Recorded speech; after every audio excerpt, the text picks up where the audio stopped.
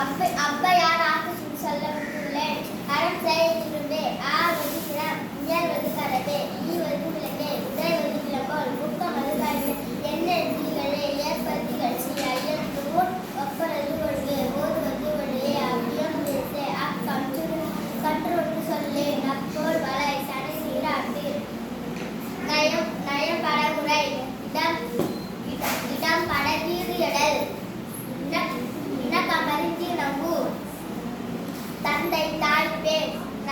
நன்றி மரவேல் பருவத்தை பயிற்சை மண் பறிந்து உண்ணே இயல்பாளர் அலாதன செயல் அறவமாடல் இளம பற்றி தூக்கி வஞ்சகம் பேசல் அழகு